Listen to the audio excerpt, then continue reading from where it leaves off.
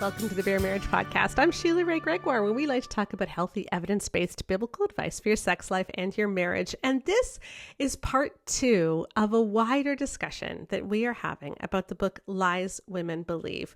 We started talking about it last week with some amazing guests, Natalie Hoffman and Gretchen Baskerville, looking at how that book approaches marriage and sex and some of the really problematic things in it. But as I said last week, the book really disturbed me on a really fundamental level, much more so than a lot of other books that we've reviewed. And I felt like we needed to do a deeper dive into some of the theology behind it, into what it said about our emotions. And that's what we're going to do this today. And I have some amazing guests coming on to talk to us about that. Before we get to that, I just want to say thank you for your support. This is hard work. The last 2 podcasts, especially this one and last week, we're just really slogs, because looking at this book and realizing how well it's sold and how much it's used in churches, it just gets demoralizing for me. And it's just not the Jesus that I know. This looks nothing like Jesus, and we have to do better, church. Please, we have to do better. So if you want to join us in this, if you're passionate about this too, we have ways that you can join our patron group and support what we're doing for as little as $5 a month. You can give tax-deductible donations through the Good Fruit Faith Initiative of the Bosco Foundation within the United States and more. And so I've got those links in our podcast notes too. And also don't forget something that's super easy. When you leave a review and a 5-star rating for any of our books on Amazon or Goodreads, or for this podcast, you help other people see it and make the decision to listen and join us too. And that helps our reach grow. So you can help us and you can partner with us, because while this is a hard slog, the more people get on board and the more people see the truth about who Jesus is, the more we're going to change the church. And so join me for this second half of our discussion about Lies Women Believe. Well, I am pleased to bring on the podcast Becky Castle-Miller, who is a PhD student at Wheaton College. She's an adjunct professor at Northern Seminary, and she's been on our podcast before to talk about emotions. So Becky, thank you for being here. I was so excited to get your email to talk about Lies Women Believe and emotion, because I knew I had that book on my shelf in my pile of books to debunk. So I was very happy to jump at that opportunity. We were talking before I hit record, like, this book was heavy. I mean, I finished it and I was just so depressed. I was sitting in the Sydney airport. We had just finished up our trip to Australia and New Zealand, and I was getting ready to write the one sheet for this. And I said to Keith, this one affected me personally more than any of the other books I've read because of the view of God. Like, what did you feel after you read it? Well, I know that I've read pieces of it in the past when I was still in that system, and it definitely impacted me in a negative way then. But when I reread the emotion chapter this time, I mean, I was frustrated as a scholar because she just doesn't understand emotions. Mm-hmm. But also, yes, very sad for her view of God, for her view of the human body, for her low view of women in general. I don't know. I want to be really careful to critique her ideas and not the person, because I don't know her. What I was reading between the lines was someone who does not have a healthy and robust emotional life themselves. And the only tool that came through in the writing was spiritual bypassing and a heavy-handed use of legalism and rules and proof texting scripture, because that seems to be the only emotional coping tool the author has, or at least the only emotional coping tool that comes through in the writing of this book. Yeah, it's really sad. So I want to get to emotions because because that's your thing and that's why I've had you on. But before we do that, I want to just kind of take our listeners through a romp through the book on some of the things that she says about the nature of God and how she sees God. Because I think that's kind of fundamental to some of the things that I saw. So she opens the book and this is really bizarre. So this is in the introduction. This is on page 2. She says, we know what it is. We as women know what it is to battle a selfish heart, a shrewish spirit, anger, envy, and bitterness. So first of all, I mean, really minor thing, but shrewish, seriously, like let's just throw in a misogynistic word there, but okay. Yeah. And then she says this, some of our failures may not be so extreme as Eve's. So she's talking about women's failures, right? And then she lists the failures. Okay? These are things that are falling under this category. Women whose marriages are hanging by a thread. Women whose hearts ache for their children. Women who are overwhelmed with past failures and wounds. Women with intense personal struggles. Women filled with doubts and confusion about their walks with God. Like that's all under that same section. And I'm just like, how can you call these things failures? They are pains, they are struggles, but these are not, none of these is a failure. Yeah. And that's how she opens the book. So just imagine you're reading this and notice what isn't there. Nothing about women who were betrayed, like nothing about like betrayal, how this is abuse. She's never naming any of the problems as stuff that is done to you. She's only ever naming what you have done wrong and framing things that you are going through as things that you've done wrong. Mm-hmm. And on the next page, it gives a list of how she would describe Christian women. Mhm. They're frazzled, exhausted, burned out, emotionally unstable, uptight, insecure, frustrated, suicidal. Ugh. Um, but I was thinking every single one of these can be attributed to living under patriarchy. Yeah. Like, why don't we call patriarchy the problem and be like, women are suffering all these things because men are trying to control them, even in the church and especially in the church. And so women are feeling these things. Yeah. Let's tackle the real problem, which is Yeah. abusive structures. But But it's the instead it's women, it's their fault. yeah, women stop feeling this way. You know, it's like, wow. Okay, so that's how she opens it. That's how she frames the whole thing. And then this is what she says about how God treats us. Okay. So I want to read to you this super sad anecdote about when her father died. I think she was about 21 or something like that, if I'm remembering this correctly. And it says this, but in that moment, when I first learned of my dad's homegoing, the Lord did something especially gracious for me. He reminded me of the truth. Before there was any other conscious thought, before there were tears, he brought to mind a verse I had read not many days earlier. Paraphrased, the verse reminds us God is good and everything he does is good. And that's on page 51. So her dad just died. And the verse that comes to mind is everything God does is good. What does that do to someone if you are attributing all these tragedies in your life to God? Right. It says God killed her father. Ugh, and she says that throughout. Okay, so here's other things God does.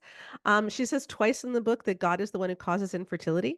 So if you are infertile, it's because of God.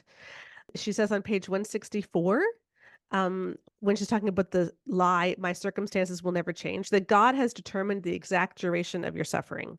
So if you are currently suffering, it is because God has chosen for you to go through the suffering and he has determined when that suffering will end.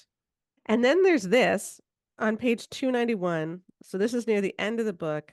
And the context of this is like God doesn't make any mistakes. And even if you've been through a lot of tragedies in your life, she says this, God makes no mistakes with his children's lives. Someone has said, God's will is exactly what we would choose if we knew what God knows. When we stand in eternity looking back on this earthly existence, we will know by sight what we can only see now by faith, that he has done all things well.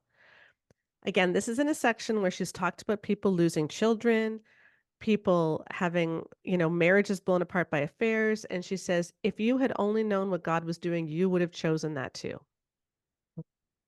Can I ask you, Sheila, how did that make you feel as someone who's lost a child when you read that? Yeah, like that is just mind boggling.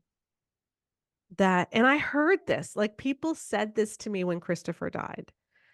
People said one day you'll be able to thank God for doing this in your life. Jesus never talked like that to people who died. Jesus wept. He didn't say, remember that this was what God planned for you. Um, and this is just such a heavy burden to put on people. No matter what you are dealing with, remember that God planned this, and if you were truly Christian, you would have wanted it. You would have welcomed it. Yeah, this book and others like it are why I stayed in a number of unhealthy relationships, Mhm. in all aspects of life, because I just thought that that amount of suffering was normal for Christians. Yeah. Yeah. And that he's using it to refine you or whatever, as we talked about last week in the podcast where we looked at her take on marriage. But and I want to say clearly to people listening, okay, yes, I believe that God has the whole world in his hands and that he knows what's going to happen, but he also created the world with free will. Free will is baked into the universe. And while God does intervene, it doesn't mean that everything bad that happens, God planned. If your child is a victim of sexual abuse, that does not mean that God looked down from heaven and said, well, someone's got to be abused and I'm going to pick her. Like, no, God does Right. not plan that. And the promise is that God can bring good out of all circumstances. That doesn't mean that all circumstances are good or that the good even outweighs the bad that happened. It's just that God can bring good out of those circumstances. And that's the promise, not that we have to see things as good. Yeah. I remember when Preston Yancey was talking about his first child had a number of medical struggles. And he wrote really beautifully that the suffering in our life is not what God ordains or what God promises, but the promises that God will make good out of our circumstances, not that Mhm. God causes our circumstances. Yeah. Yeah. And so that's just such a strange way of seeing it. And then I want to read to you her version of the gospel too. Okay, so we have a woman who believes that God deliberately plans for your kid to die, deliberately plans for your parent to die, deliberately plans for you to be infertile, and thinks that you should be happy about this. And then this is her idea of the gospel. According to the Bible, from the moment I was born, I was ungodly, a sinner, God's enemy, and deserving of his eternal wrath. In spite of my alienation from him, he loved me and sent his son to die for me. He loved me in eternity past, and he will love me for all of eternity future. There is nothing I could do to make him love me any less or any more. And this is good news. This is written in the section on God doesn't love me. And she's saying, no, God absolutely does love you because even though you are ungodly, a sinner, God's enemy, and deserving of his eternal wrath, he sent his son to die for you. And that is the way the gospel is explained, isn't it? So often. It is the way it's explained, but I don't think it's I don't think that's good news. I know. Which is when I read Scot McKnight's King Jesus Gospel, it radically changed my life, Hmm. because the gospel is the story of Jesus, and the gospel is God's good story for humanity from the beginning, that God created us as loved and chosen ones, made Hmm. in God's image. And we were subjected to pain, suffering, and oppression because of the forces of sin and death, which acted upon us. And because God wanted us to be liberated from that and live free like he created us to be, then Jesus came to liberate us. And that's the good news, that Jesus frees us from death and sin and slavery. Yeah. That's good news because God loved us so much. Yeah. Exactly. And that's just it's a different emphasis, right? Like we're still talking about Jesus, but when we say, look, the good news is you are a worm. You are disgusting. God can't stand to look at you. And so he killed his son instead, so that instead of seeing you, he sees you through the lens of Jesus so that now God can look at you. And Okay, that but is God so killing often. his God killing his son, like that's just not like people in the podcast can't see, but I'm literally like pulling my hair right now. Like the idea that God killed God's son, the Mhm. Romans killed God's son. Mhm. Jesus went into to death and broke it from the inside, but God did Yeah. not kill God's son. Yeah. Yeah. And so, yeah, it's just such a different way of seeing who God is. Like this makes God really into quite a monster. He can't even handle you because you're disgusting. So God's a monster, you're disgusting. And this is supposed to be good news. This is all in the section on how God loves you. But the funny thing is, just a few pages after this, she gets really, really upset at a woman who says, even after I was saved, I thought I was equal to pond scum, which threw her into a depression. But like Nancy Lee DeMoss basically just described you as pond scum. So I'm not quite sure why it's so wrong for her to feel like she's pond scum when that is what Nancy says the gospel is. You are pond scum and God and Jesus. God killed Jesus so that you could be saved. And yeah, it's just really weird. And so what is Nancy's solution to all of these problems that that God is bringing suffering upon us so that we can come to know him better, and we need to rejoice in any circumstances that we have, and we need to realize that we are only deserving of death. Well, here it is. She praises the Puritans, and she says this: because they walked in close communion with God, they cultivated a sense of the horror of their sin, no matter how insignificant it may seem to others. And she praises them for always thinking about sin. So they were always thinking about sin, so they cultivated the horror of it. And she thinks the Puritans were wonderful for this. That sounds like cultivating a case of religious OCD, hmm like giving someone a mental illness. Yeah. What's the term for it? I've seen this on Twitter. Is it scrupulosity? Scrupulosity or Yeah. religious OCD, which is OCD, but with where your compulsions have like a religious flavor, like you're compelled to pray all the time, or you're compelled to hmm avoid certain religious thoughts, or think certain religious thoughts, or do religious rituals, or like meditate on your own sin. Like that is not hmm healthy, and it is actually a symptom of mental illness. Yep. Yep. I think it's funny that she praises the pure. I can't separate the Puritans from the Salem witch trials. Like I just find it very strange to be saying, look at these amazing people when, you have the Salem witch trials. But okay, doesn't mention those. So that's the background. That's like that's how she sees, God and his relationship with us and the gospel and everything. But now let's zero in on emotions, since that's what you are here for.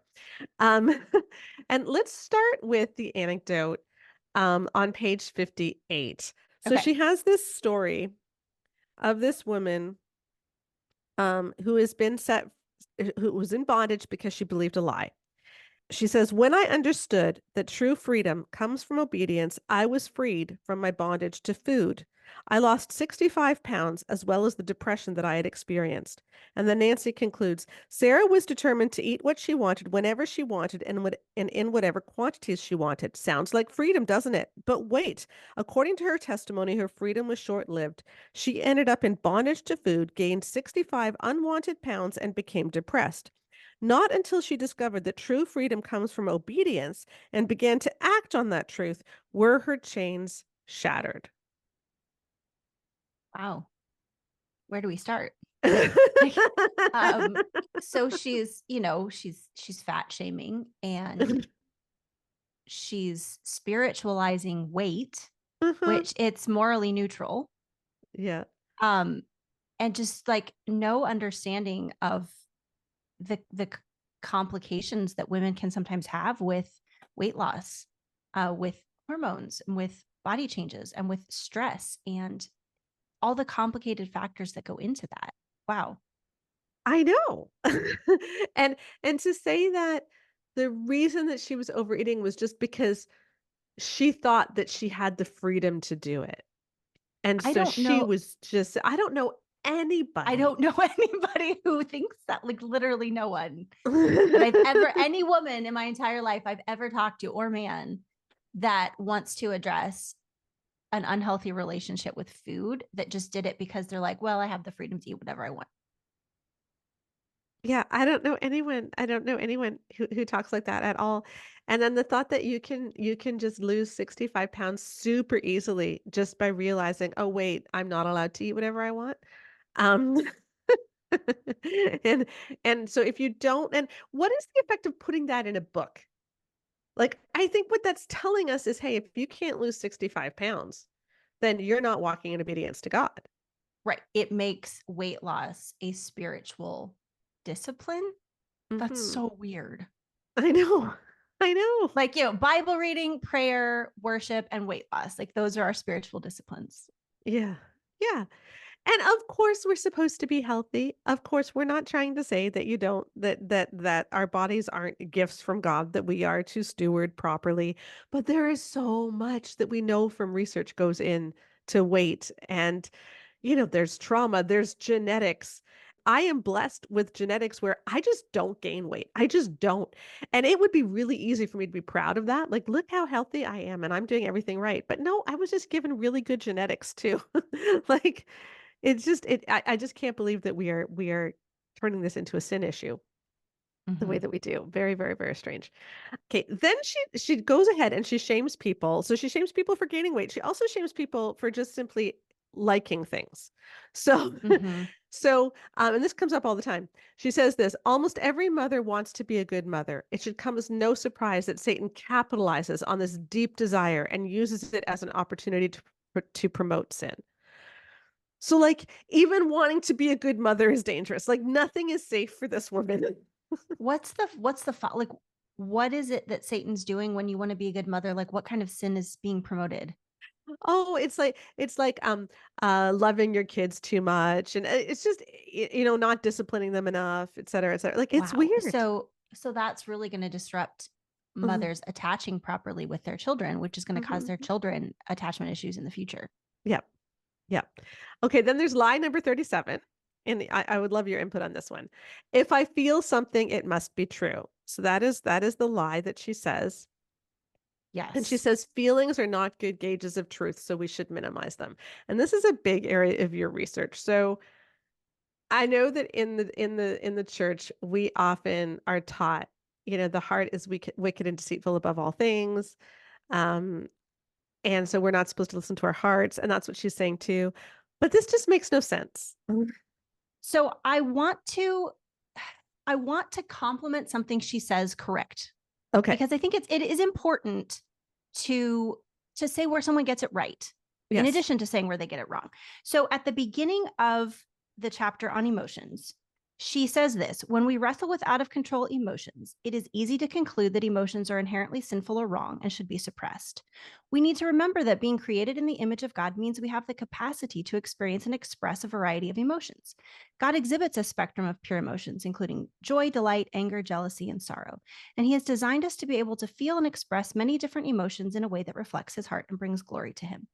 Now, I can co sign almost all of that. Yeah. I think that's actually really close to being very right. I would Hmm. nuance that God has pure emotions. Saying that our emotions then aren't pure gets a little Hmm. messy, but I think Hmm. this is correct. So she starts out strong, and I would agree with that. But then she goes into these lies that reveal a lack of understanding of what emotions is. So she says, if I Hmm. feel something, it must be true. And that's a lie. Um, she says, our feelings often have very little to do with reality. Our feelings are not a reliable gauge of what is actually true, which is basically just teaching people to gaslight themselves. Hmm. If I feel something, I can't trust it. So what I'm feeling must not be true. I do some emotion coaching when I have time in between studies and teaching. And I was just talking to a client about this recently, where they were saying, I don't trust anything that I think, feel, or believe. I have an immense self-doubt because of these teachings. So just learning that maybe if I think or feel something, it might be true, is a huge breakthrough for some Christian women because of books like this that say you absolutely cannot trust your feelings. Yeah. And the thing is that emotions are cognitive. A lot of these Christian books on emotion are saying that emotions are separate from thought, are separate from logic, are opposed to logic and rational thought. But that's not how emotion works in human brains. Almost all of the current psychological and neuroscientific theories of emotion, though there are several different ones, we're not entirely sure how emotion works, but almost Mhm. all of them agree that emotion is cognitive. So it is thought based. So emotion is the meaning that our minds make based on our body's sensations, our circumstances, the predictive function of what's going to happen next. Like emotion is a complicated process. Mm-hmm. And it is very much tied to our thoughts. If you look at appraisal theory, emotions are based on our appraisal of a situation. If you look Right. at constructed emotion theory, our emotions are concepts that we're constructing based on our culture, our vocabulary, how we've been raised, etc. But in all of these theories, emotion is cognitive. So the idea that emotions aren't true doesn't make any sense, because emotions are construals of true things that are happening. Yeah, our emotions are how we are making sense out of what is going on in our lives, right? Right. Like our emotions are the meaning that we are attributing to what is actually happening. Yeah. Right. So, because there can be a narrative component to an emotional experience, there are times that we are telling ourselves a story that might not be based on facts. And Mm-hmm. then our emotions are coming from the story we're telling ourselves. Mm-hmm. The emotions are still true to the story we're telling, but we might have some of our facts wrong. But that's a very different thing than saying our feelings have little to do with reality. If Yeah. my husband doesn't return a text and I start panicking because I'm afraid he's been in a horrible car accident, and Mm-hmm. then I'm feeling afraid and terrified and scared for the future and lost and grieving and all of these things, my emotions are telling me true things about my care for my husband and my fear of losing him and my concern for him. And then, he texts me back, sorry, my phone died and I turned it off. Like, Yeah. all of those emotions were based on incorrect information and a story I was telling myself, but they were Mm-hmm. still telling me true things about what I value and what I see in the world. And there also Mm-hmm. might have been a trauma component to it. If I had a loved one in the past who didn't respond to messages and it turned out they, had ended up in a car accident, were in the hospital, and Mm-hmm. I'm getting triggered, and that's why my mind immediately goes to, oh no, he's been in a car accident. Well, okay, so go see a trauma therapist Yeah. and work on healing those wounds and those burdens so that you aren't triggered. But none of that whole process of how emotion works means that emotions are not based on reality. Yep. No, exactly. And remember too that she may have given lip service, that quote that you read at the beginning, which was good. Like that's the weird thing, is that every now and then she'll say really good things, and then Mm-hmm. all of her advice, all of her anecdotes will contradict it. She's saying that emotions are good and that God shows a wide range of emotions, but at the beginning of the book, she listed all kinds of emotions that women have that are bad, that we're supposed to get rid of. Feeling overwhelmed, feeling frazzled, feeling, all of these things are bad. And they're rooted in believing the wrong thing, because that's the point of this Right. whole book, is that the reason that we have these bad emotions is that we have believed something wrong, and we just need to change the way we believe, and specifically change the way we believe about God, because if we realize that these bad things that we're going through are actually him doing it, then this will somehow make it better. Right. Again, the only emotion tool that she's offering for women to feel better is spiritual bypassing, which is to use Bible verses and spiritual platitudes Hmm. to get past our emotions, like not to feel the emotion, not to acknowledge the emotion, but to immediately go to convincing ourselves it must not be right by using spiritual Hmm. slogans. That's Hmm. spiritual bypassing. And that's the only tool that she offers. There's no evidence based emotion Hmm. stabilizing tools. Like there's so many somatic tools and cognitive tools and co-regulation strategies.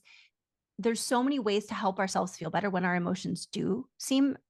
overwhelming, but she doesn't offer any of those. Hmm. Yeah, she just offers shaming language that you need to, the reason you are sad, the reason you can't get over this is because you've believed something wrong. So it's your fault, essentially. And Right. that's what I find so difficult. Yeah. And not only do you need to believe the truth, but also if you're struggling with your emotions, you're being spiritually attacked. She says on page 194 in my edition, I know of no tool that the enemy uses more effectively to lead us as women into bondage than our emotions. Hmm. So it's not just don't trust your emotions, it's your emotions might actually be like a tool of Satan to bring you into bondage instead of what she Yeah. just said a page before, it's like a God-given part of how you were created. Right. Right. It's just so weird.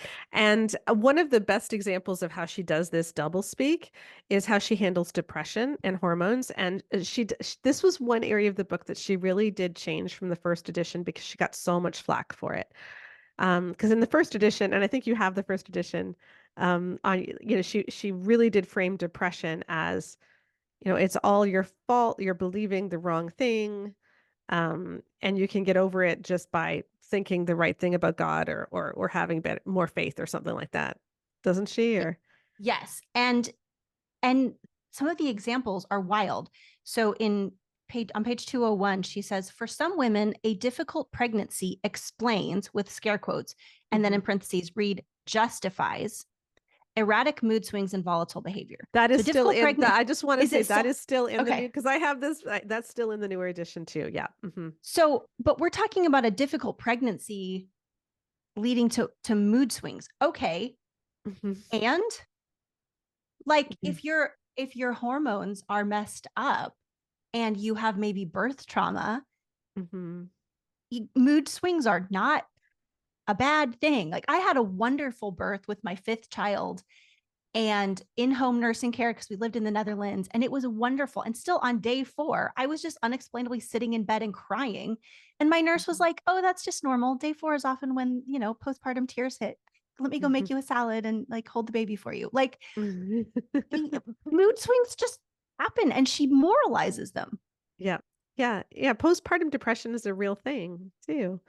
And she blames that on yeah, that you just haven't had enough faith or whatever. So then she goes on to line number 40 is I can't bear being depressed in the new version.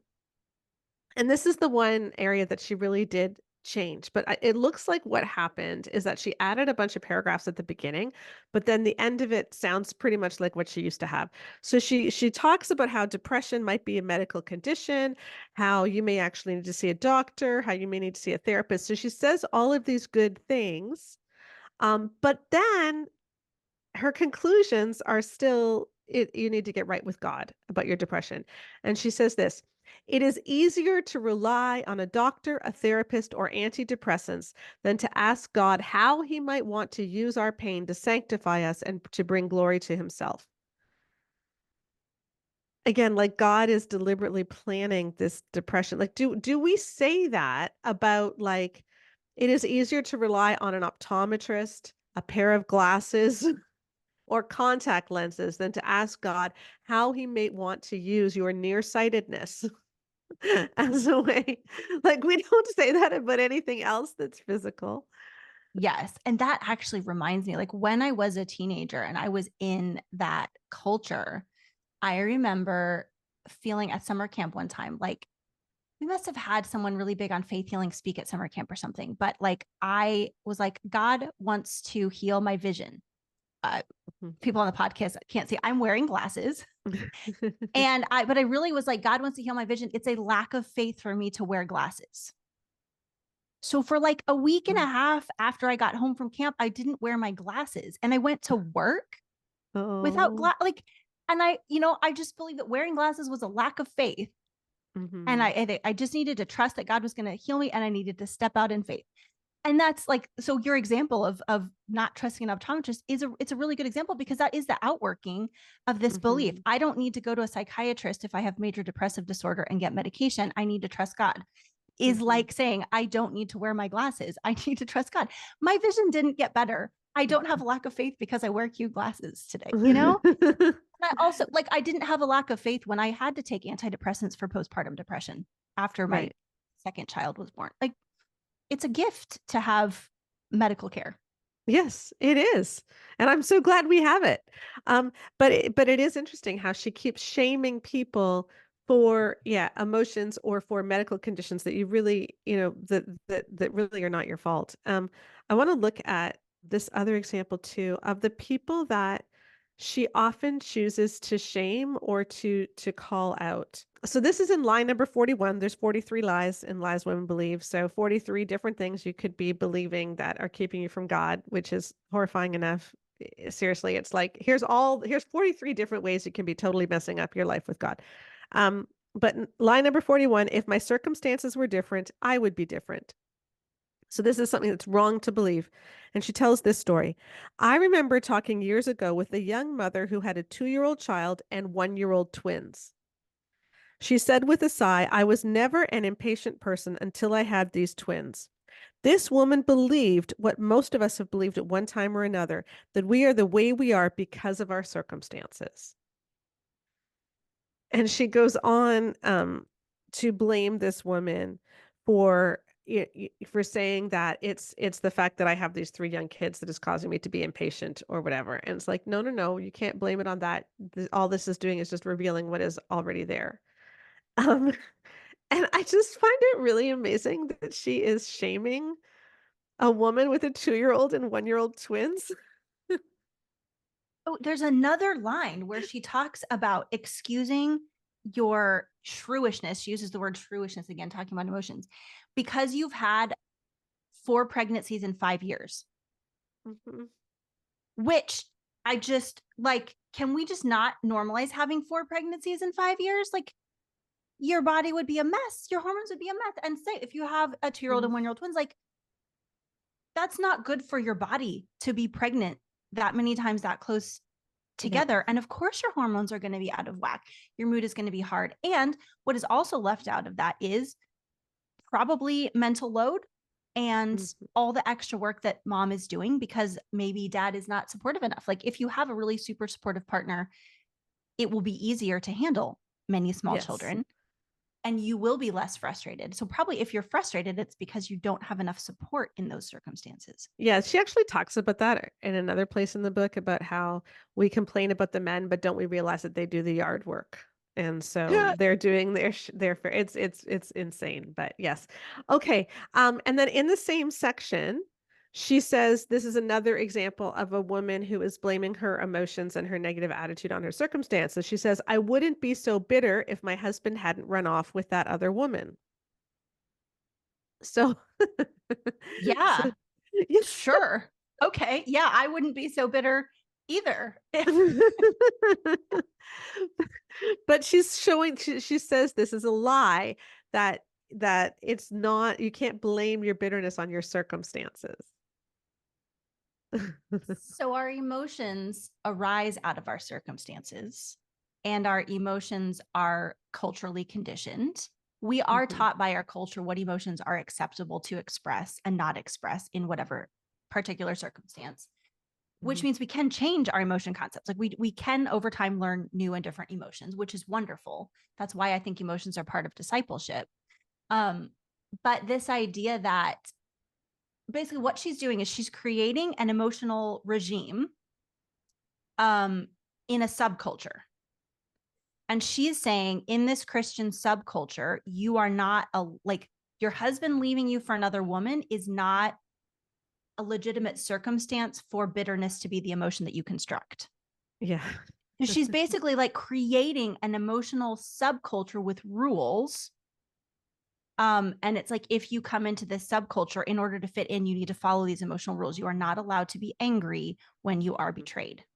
Yeah, and then to follow up on that, she says this. So this is after the twins and the woman. She comes back to the woman with twins, and she says this: that exasperated mother who believed she had never been an impatient person until she had twins, just didn't realize how impatient she was until God brought a set of circumstances into her life to show her what she was really like, so He could change her. And she goes on to say how God will often bring circumstances into our lives to reveal our really bad character traits so that he can change us. And again, this is in the section where there's an example of a husband who leaves his wife. And another example is in the same section of how God might do this is if only I hadn't lost that child. But again, saying like God kills your relatives, including your children. Yeah, in order to show you what your character really is, so that you can understand that this is who I really am and I need to change. Like it's absolutely mind-boggling. Yeah, Um, that's tragic. There was one line in here that I underlined that gave me real compassion for her. She says in my edition on page 205, deep down, I am angry. But rather than express that anger outwardly, I sink into an emotional pit, hoping that someone will notice and attempt to make me feel better. mm, Like, what were her life circumstances when she wrote this that she had so much anger? mhm, And I just want to honor her anger. She probably had really good reasons to be angry. And instead of letting herself feel that God given anger, and express it to safe people and get support, which she was longing for. I wanted someone to notice and help me feel better. mhm. You know, she bypassed it. She tried to gaslight herself into not being angry when she was angry, and that gives me a lot of compassion for her. And I'm so curious at what led to that. Yeah, I know. I see this so often in a lot of Christian authors in the evangelical realm, Christian female authors, is it really seems like so much of what they write is just trying to make sense of a life that's quite difficult and that turned out much worse than they thought it was going to, or um, they're just having these challenges that they can't really make sense of. And so the solution is to tell themselves, well, this just shouldn't matter to me. I need to just make this not matter. So if my husband's treating me badly, I need to realize the problem is my expectations. As we Right. talked about in a podcast a couple of weeks ago, right? Like if I'm feeling, like my life isn't like I wanted because I don't have any friends or for whatever reason it is, it's like, well, the problem is you're relying on other people and not God. And if your faith was just in God, then none of this would bother you. And so you need to put your faith completely in God and not in other things. Right. If it is probably because women can't take women don't have agency in a lot of these conservative Christian circles. They can't take action. They can't confront the men in their lives. They can't confront the leaders. They can't call for social change. So they have no power to change the circumstances that are making them suffer. So the only thing they can control is themselves. And so they have to find a way to make themselves be okay with it.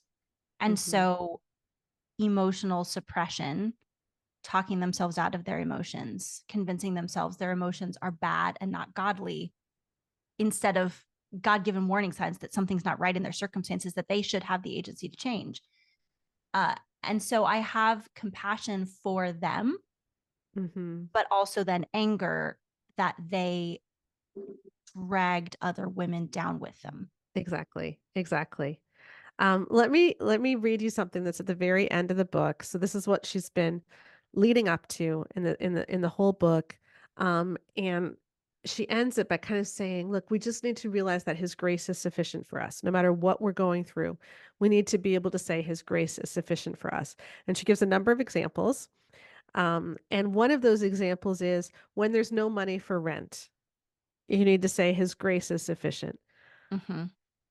And it's like, when there's no money for rent, you actually do need money for rent. And it's not a spiritual problem. This is a physical problem in the here and now. And you need to be in a church community that will notice that you have no money for rent, that will care that you have no money for rent, and that will come alongside you. Um, and the fact that isn't even an option. It's just, no, no, no. You just need to realize that his grace is sufficient for you.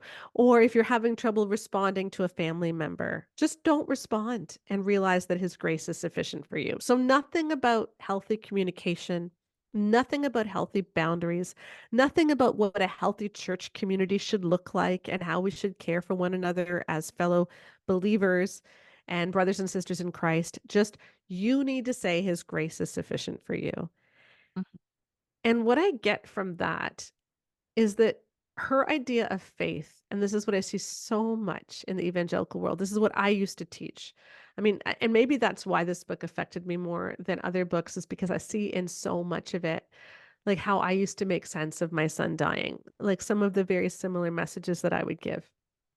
But she sees faith as an entirely individual thing and not as living in community. So if you're having issues, you need to take it up with God. Not, we might actually need friends. We might actually need healthy relationships. You might actually need help from other people. And it's just, no, no, no, no, no. This is just between you and God. Mhm. And Mhm. that's And hard. maybe the circumstances of not having money for rent are due to other things she wrote about, like women not having careers. Hmm. Like maybe you Yes. do need two incomes to afford a house where you live. And so Yeah. you've been convinced not to work and you genuinely can't afford to live there. That's a bigger Hmm. conversation. God is not going to Hmm. drop $100,000 in your bank account in most cases, though the rare Yes. miracle happens. But often those miracles are done like by the generosity of our church body. Yes. Like the miracle is done Hmm. by the outworking of God's people to each other. Hmm. Um, but maybe you need to change your circumstances. Maybe you need to confront your husband about gambling. Like maybe the reason you don't have money for rent is because you listen to some of the other advice in this book. Yes. Yeah, and it's this total inability to see that not all things are just spiritual. Not all things are just about my attitudes and emotions with God. Some things are about, yeah, relationships where we need better boundaries, we need better communication. Um, where we need to say, no, I'm not going to put up with that anymore. But that's never an option. It's just you just need to realize that you should be happy no matter what's happening. And I Right. found that really really sad. And as I started this podcast, as I said at the beginning, my overwhelming feeling that I finally identified when I got to the end is that Nancy Lee DeMoss Wolgemuth presents a God who is always angry at you and never angry for you. Mhm. Mhm. And And she does want women to believe that God loves them. mhm, Like she really does. She wants women because she gives many examples where women are talking about they just don't feel like God loves them and they're trying to convince themselves that God does. And I think she wants women to believe that God loves them. I think she wants to believe that God loves her. And I mhm, think she struggles to believe that God loves her. And so instead of, again, giving people therapeutic tools where they could address the trauma and wounds from their past that have impacted their ability to receive love, it's just like tell yourself that it's true.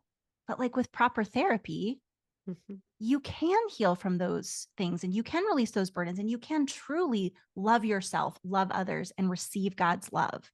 So I think she wants women to believe God loves them, but I think that her view of God and perhaps her own life circumstances made it hard for her to receive God's love. And so she didn't really know how to tell other people how to access it. Yeah.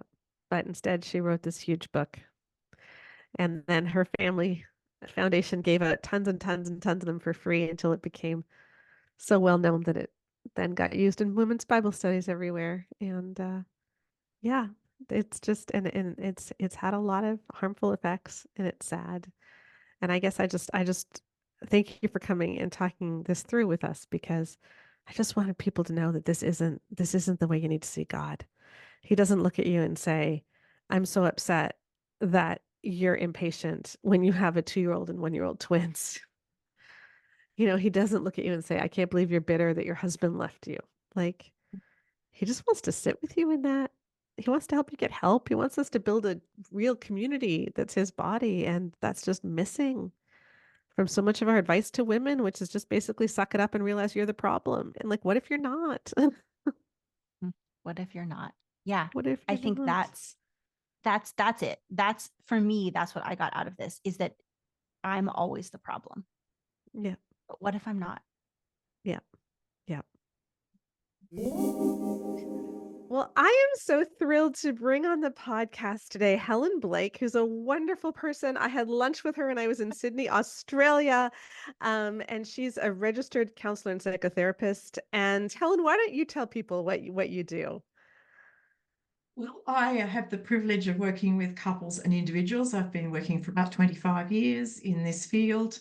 A lot of the work that I have done has been related to trauma, some of it to do with sexual abuse, And in my kind of voluntary life, working alongside my husband in the work of response, church response to sexual abuse. So they're probably the two things. And I also teach in a school of theology where we have a Master of Pastoral Counselling course. So I teach in the trauma area, plus also in the research area.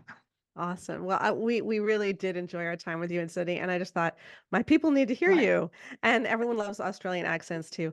Although we're very jealous because it's summer right now where you are, and it is terrible winter storm where I am. So Yeah, I'm sure. Um, okay, so we're going to work through a few of the issues that I've seen in the book Lies Women Believe. And you don't need to comment specifically on what she says, but rather just how some of these issues, how you've seen them play out in a counseling situation. So I want to read to you a story that Nancy put in her book. And it goes like this. A woman's writing, I have a memory of being about 6 and being told I had no right to live and I should have never been born. I don't remember who said it, but I do remember my mother just standing there and not doing anything about it. I became very withdrawn and it was extremely difficult to talk to people. By the time I was to start 7th grade, it was decided I belonged in special ed. I was accepted into the classes, but there wasn't room, so I went to the normal junior high school and I never felt that I belonged there. I believed I was stupid, not normal, and I should be locked away somewhere. In junior high, I had no friends, and people went out of their way to hurt me. And as a result, I withdrew even more, became very depressed, and wanted to go to sleep and never wake up. Oh, Now, this is heartbreaking. And when I read this, it sounds to me like classic shame, isn't it? I think so. Yeah. Deep-seated shame that does not belong to her, and she has absorbed through it being imposed upon her. Yeah. Now, in a way, and the way that Nancy describes this is she says the root of the problem is that this girl has believed lies, and all she has to do is stop believing the lies, and things will be better. Mhm. And I mean, there I is wish. truth in the fact that she has believed a lie, but that's not how it works, No, right? no, no, it'd be very, very deep in her, very, very deep. And I mean, if she was abused sexually, or even if she was abused in all sorts of other ways, emotionally or whatever, we're talking about a girl who was only 6 then and told she had no right to live. I mean, else has gone on there?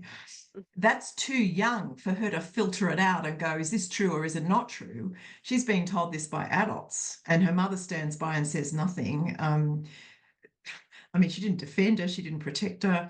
Mm-hmm. Deep inside this girl is a message that she's got about herself, which is much more shame than guilt.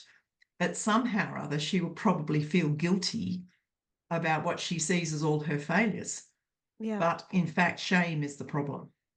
Right. And I mean, I think Nancy acknowledges this, but this is maybe where our theology doesn't go far enough because to her, the answer is, well, just don't believe the lie anymore. And then everything will be fine. But when you tell someone that who's deep in shame, just don't feel shame anymore, just don't believe the lie, doesn't, I mean, to me, that just compounds the problem because now it's saying not Yes, only do you feel shame, but it's your fault that you can't get over it. that's right. That's right. Well, this is where I think our theology has never addressed shame. If you think about the Adam and Eve story, we all know it's there, but our theology is based on their guilt. Hmm. And while I mean, I spent a lot of time trying to work out why that was completely wrong and get rid of it. But in fact, I think this part of that is true. But the shame issue not being addressed as a problem, if you look at that story, they know they've done the wrong thing, but their shame arises immediately. It's a reaction to what happened. But what they do is they don't allow that shame to kind of show them that they have to do something to repair what they've just done. Hmm. Now, and God comes to them and says, what have you done? He gives them the opportunity, and they just do what we all do around shame. We either close in and don't relate at all, or we attack and blame. And that's exactly, first of all, they close in and, hide. And then when they can't do that anymore, they come and blame. Now, that's relevant, very relevant to what we do around shame. But there's more to it in the sense that they did something wrong and they knew that.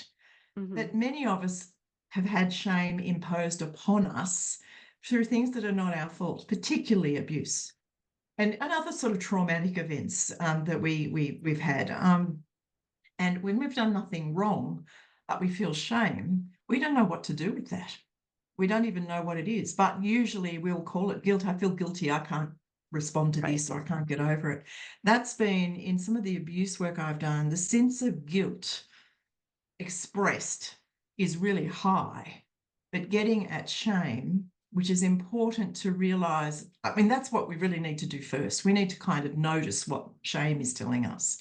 Is it telling us we've done something terrible, or is it telling us that somebody has done something terrible to us? And what do we do about it? I think the key when we're relating to people around this, yes, making sure that we tell them that they didn't do the wrong thing, but also helping them to see that the shame doesn't belong to them. Somebody else has been, has committed an act of guilt against them. It might be calling them something like, having no right to live, or, shouldn't have been born. I mean, what are they going to do with that? Well, what's wrong with me? And that's what shame's about. What's wrong with me? And when you take people in a counseling situation, like that's something pretty deep-seated to get over. Like it's not just a matter of saying, "Oh, you just need to believe differently." It's like that needs real healing, doesn't it? It does. And it needs, it's, I mean, to be perfectly honest, and I think this is one of the problems we've got with the victorious Christian life, is that I think the life of a Christian is an ongoing struggle against all the stuff that we do ourselves and that other people do to us. And we keep on having to work at it. And my experience with people who've experienced sexual abuse trauma, particularly at a very young age, or then consistently through their life, and some people seem to get it, further and further on, it's very difficult to shed that. And sometimes with long-term work, I'm coming back into it. It's like we come round and round. They make a bit of, they kind of get it that it wasn't their fault, but it's still fairly intellectual. Oh, I see. He shouldn't have done that to me. Oh, but then you've sort of alluded to this. I think it's held so deep inside of us that we have to keep coming back to helping people to see that's actually what's happened, but it isn't actually all of the story. It isn't all of the truth. And I think, yeah, and that's just, I mean, to me, that's just such a moment of compassion that people need. Um, and that's what bothers me with messages like this is it's not full of compassion, it's full of blame. Well, why can't you get over it? You just need to stop Yeah. believing a lie. And that's what I see over and over again in this kind of mentality where it's telling people who have been through bad things, well, you just need to realize that, you need to work harder, you need to try harder, you need to not think of yourself so much, right? And she gives another example Absolutely. of this, which just boggles my mind, because one of my favorite things that Jesus ever said, one of the most healing things I think that Jesus ever said was love your neighbor as you love yourself. And that as you love yourself is so beautiful because it's giving us permission to love ourselves. And it's saying, hey, you can't really love your neighbor unless you love yourself.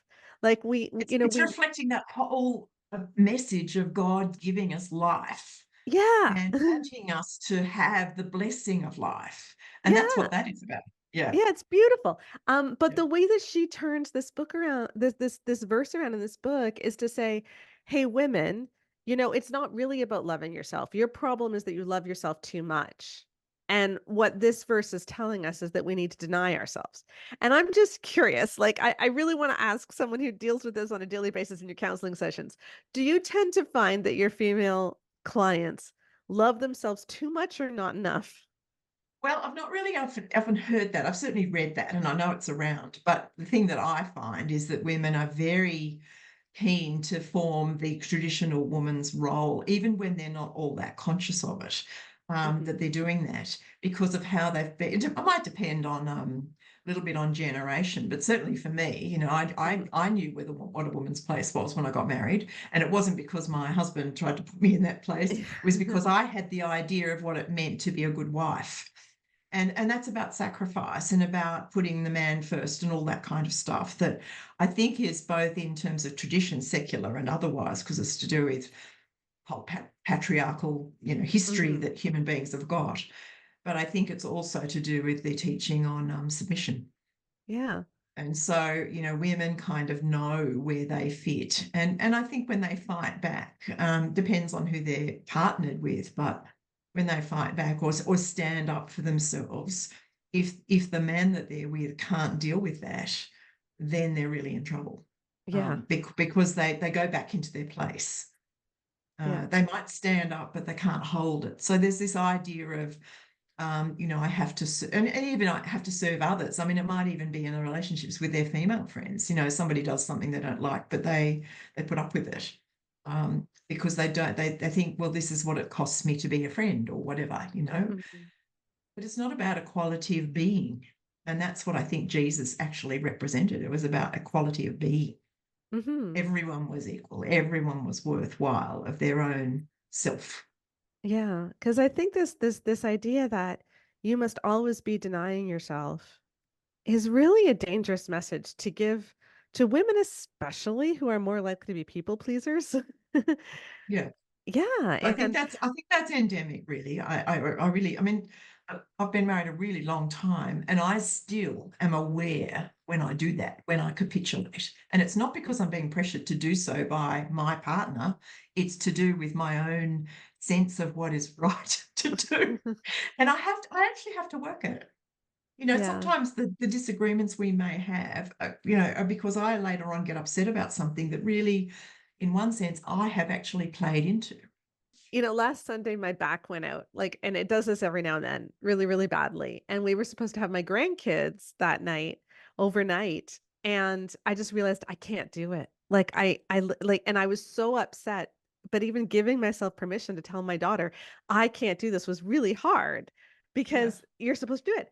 But then my But to husband do it, said, of course. but yeah, but then my husband said, but I can do it. And so the kids came I went, over. oh, I hadn't thought of that. Yeah, I played with them for like an hour and then I just had to go lie down in bed. So I read a book to the kids while I was in bed, but mostly and then my husband just took them home and he looked after them that night. And it never occurred to me, oh, Keith can do it. Like even though in some ways he watches the kids more than I do.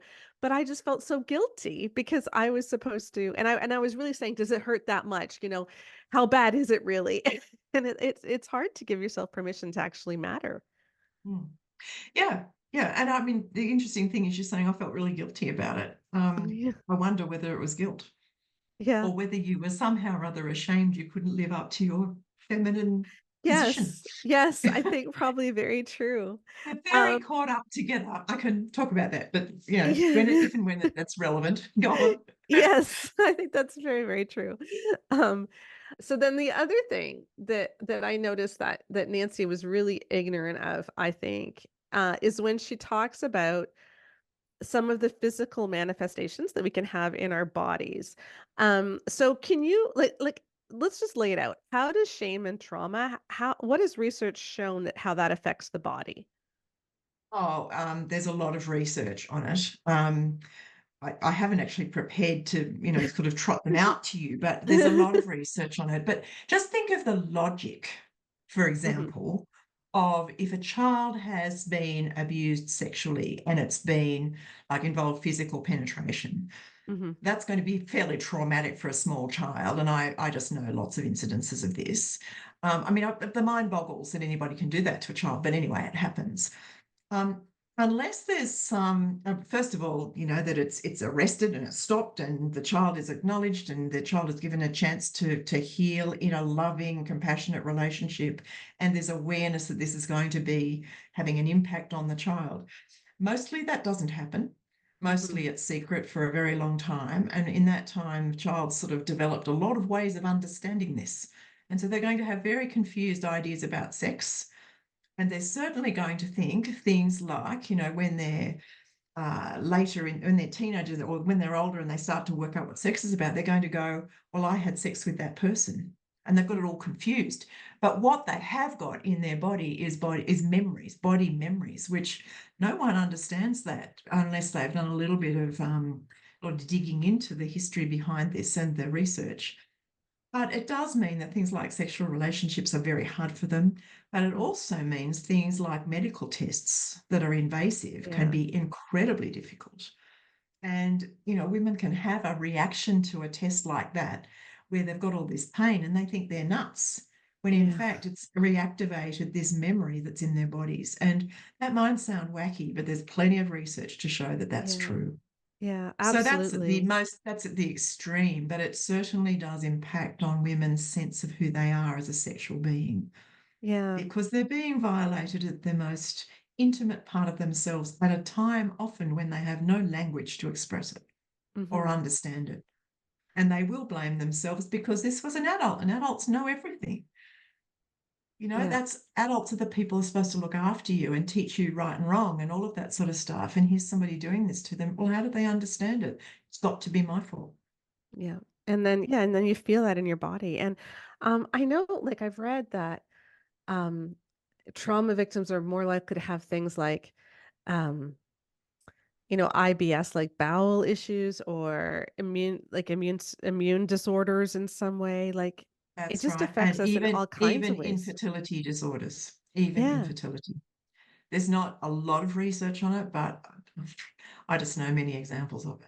Hmm. So yeah, I mean, I think we are aware, and our bodies do hold trauma memories, and not for everybody, but for some people that's going to dog them all their lives. And I think my view, and this is going back to the problem, why don't you just get over it? You just need to forgive and get over it. Forgiveness is it's a huge topic. Um, but I think people are not going to get over that. They may never get over it, but what they can do with compassionate understanding, and I mean, sometimes long-term therapy, but not everybody has that available to them. Hmm. Um, but if that's a compassionate understanding, and they begin to be able to say to themselves, this is part of that. This is not me being nuts. This is not me just holding on to it because I can't let go. Hmm. I don't think people can actually always let go. And we need to understand that for some people, this kind of abuse and all sorts of other abuse, physical abuse, just being beaten and stuff like that, it's Hmm. very hard to let go of that over time. Yeah. Um, I don't have, I've often said this to my clients, and I think they find this comforting. I don't think there's complete healing this side of heaven. And I Yeah. think some people have the view that enough therapy and people will be fine, or enough faith and people will be fine. I actually don't. I think if we take the fallen world seriously, then we have to see that it's only going to be in heaven we get released from some of these things. Yeah. And in my work, I really hope that and I've seen this, that I can help people to live better in the world, Yeah. and Yeah. that they will understand when something surfaces again, that this is part of that whole thing that happened to them. Yeah. It's Yeah, horrible, but it's exactly. true. And that's the thing, is like this, when your body is showing these kinds of reactions, um, it is a sign of trauma that happened to you. It's not something you're deliberately doing. And that's another thing that she brings up in this book, is she lists all kinds of different physical symptoms, and she says these are signs of bitterness. So you need to get rid of bitterness and you need to forgive. It's like, these are signs of That's all trauma. very well. That's true. But if you can, well, it's look, it would be good. But I've just had a contact with somebody recently who's had a number of very serious traumas, all of which I've had. She's not a client, just a friend. Um, and she's recently just had yet another episode of this bitterness, and like describing something like a ball of poison inside of her. And she was actually at a different religious group's retreat and had help that she's never had in the church, because no one sat with her and said, well, you just need to forgive and you need to get over it and you need to release all of that. They sat with her while she cried and surrounded her with compassion. And she Mm, said to me, after 7 months, that poison has not come back. And it was just wow. like, I mean, she's done heaps I know she's done heaps and heaps of different kinds of work, and she's had some healing. But the Mhm. depth of those things that have happened to her every now and then becomes too much. Now, whether that's gone forever, I don't know. But she's mature enough to know this is not my fault. And I guess maybe it comes down to this question, is, can willpower honestly heal you from like compulsive overeating or from sexual abuse? And these are two examples that she gives where she is talking about willpower, how we're supposed to pray the prayer, grant me to never lose sight of the exceeding sinfulness of sin. And I'm just not sure that that's a really helpful thing to say to someone who's seriously struggling with overeating or some other compulsive disorder, which has its root often in trauma and in insecurities and in Mm, wounds, let alone mm. sexual abuse. Yes, and like you've made a really good point there. I mean, we've talked a bit about sexual abuse, and if we just move away from that one, which is probably the biggest whammy that you can ever get, then there's all sorts of attacks that come to us that are inadvertent. You know, people Mhm. say things. Someone said to me the other night something that really, really hurt me because she didn't understand where I was coming from. And I thought she didn't mean to hurt me. She's one of my closest, dearest friends. She's a colleague. And, I did say something the next morning and she was just devastated that she'd hurt me like that. She didn't mean to. So these are little wounds, but I mean, that's a momentary wound that we sorted out very quickly. But we have lots of things said to us over the years. My mum had a very difficult time having me. And one day she said to me quite early, well, she probably said it to me quite early, but I know she said to me in my adult life, oh, I nearly died having you just as well, you were worth it. Now, it was only in therapy that I realized that that had had a big effect on me and made me work hard at being a very good girl. And that is Mhm. still with me. And I'm Mhm. 69, 68. It's still with me. And I know now, I mean, I know that that operates. And so I've got ways of dealing with it. But see, that's not going to heal this side of heaven because it's been there forever. And I've learned ways of trying to enact that, and I have to undo them. But I don't think that's ever going to go away completely. So she has had no idea that that had had an impact on me. But that's the kind of thing we can live with. And now that wasn't sexual abuse, and it wasn't even meant to be abusive. It was Right. just a message I got that I think has really underpinned everything that I am. And I have to really work hard at that. Yeah. So, I'm conscious of that sort of stuff. Clients come in with that sort of stuff. And I think just keep on, I mean, they find my belief about not getting complete healing this side of heaven really helpful. A bit discouraging on one hand, because you think, oh, if I pray enough, it'll go away. But on the other hand, when they keep on praying and it doesn't go, then that's really hard. Yeah. And sometimes it's being able to speak just to somebody who says, that was terrible. That should not have happened to you. Mhm. And even that, like somebody should never have said that. If this little girl that you've described about being 6 only had those messages, just think how bad that would be. Like verbal messages, no right to live, you shouldn't have been born. I mean, how deep does that go? Mhm. So we do need to help people to articulate what's happened to them as a result of that. And it's been that's where therapy really helped me to see that was there and to see why I was I don't think I would have called myself a people pleaser, but I probably was. I certainly was a mother pleaser. And then I thought I was I mean, at that stage I was married and had 4 children. I think I was trying to be a child pleaser and a husband pleaser and everybody else pleaser. And it nearly sent me into a breakdown. So I went to counselling. It's really set me free being able to recognise that was operating. And I think that in itself is helpful for people to have someone who's really curious about, tell me a little bit more about this. Yeah. Just sit with somebody while they can talk a little bit about their experience. And that in itself set people on a slightly different path. That sounds so much to like more like Jesus. He sat down and he listened and he paid attention and he didn't just have condemnation for people. Oh, you haven't prayed enough and you aren't believing enough and you You aren't. never hear that from him. Never. No. No. And I think that's why reading this book made me feel so heavy. Mm. Because there just wasn't a Jesus who was angry at things that were done to me.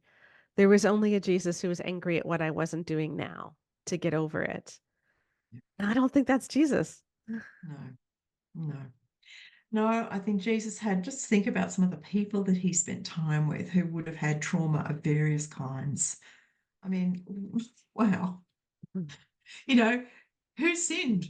this, the blind man, who sinned, his father or his parents or Yeah. that sort of stuff. Jesus has got nothing to do with any of that. Yeah. It's so easy when you've got a bad marriage for people to go, what's gone wrong there? When a guy's using porn, what's wrong with the marriage? When a guy has an affair, what's wrong with the marriage? I've heard that from bishops and people strongly involved in the church. What was wrong going on in that marriage that this happened? Well, why is the woman getting blamed for this?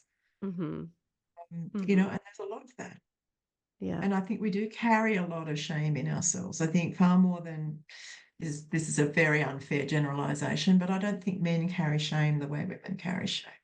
They do Yeah. carry it. I mean, I've worked with shame with men, and it's different. Mm-hmm. It's different. Mm-hmm. We carry shame about lots of things men never think about. Yeah. Well, thank you, Helen. I think this has really been helpful. And yeah, I think it's a much more compassionate look at the way Jesus would see our wounds. So I really appreciate you giving us some perspective. Well, you're really meeting it right at the point where you're saying Jesus meets people where they're at. Let's start there. Mm-hmm. Let's not form judgments and come up with solutions, at least until we've heard people. Yeah. All right. Thank you so much. Yeah. So grateful for Becky and Helen's voices and perspectives, just pointing us back to Christ and that he isn't afraid of our emotions. He doesn't want us to hide things from him, and he wants to take us on a journey to wholeness. And that's what we want to do here on the Bare Marriage podcast too. And so I hope that you have found our conversations uplifting, and I hope that you've seen Jesus in a new way, and that he does see you where you're at, and he's not disappointed in you. He's not thinking you just need to try harder. He says that he is a place where we can find rest. And I hope that you've done that today. So thank you for joining us, and we will see you again next week on the Bare Marriage podcast. Bye-bye.